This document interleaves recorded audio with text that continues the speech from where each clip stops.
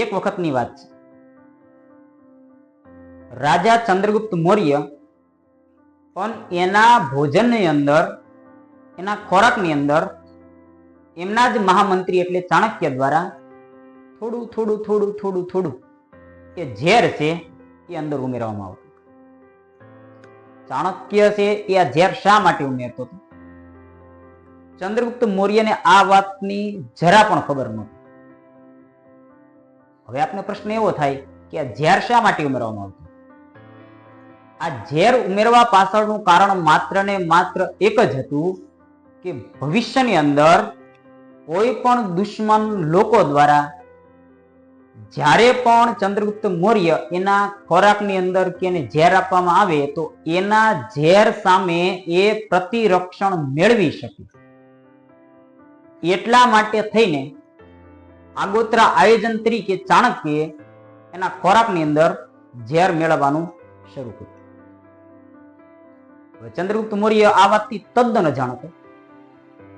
એક વખતની વાત, બરાબર ચંદ્રગુપ્ત મૌર્ય છે એને ભોજન આપવામાં આવ્યું. અંદર ઝેર છે એ ઉમેરેલું હતું. ચંદ્રગુપ્ત મૌર્યને ખબર નહીં. અને એ ખોરાક છે તેમણે તેમની પત્ની એટલે કે મહારાણી દુર્ધારા જે ગર્ભવતી હતી એને ખોરાક ખવડાવ્યો. હવે આ ઝેરની અસરથી મહારાણી દુર્ધારા છે એનું મૃત્યુ થયું.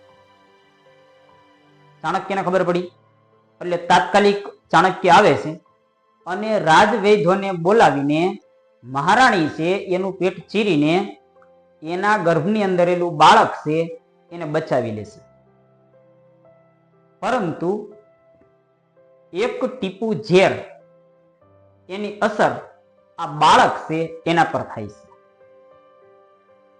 એક જ ટીપું અર્થાત એક જ બિંદુની અસર થઈ એટલે એ બાળક છે એનું નામ રાખવામાં આવ્યું બિંદુસાર.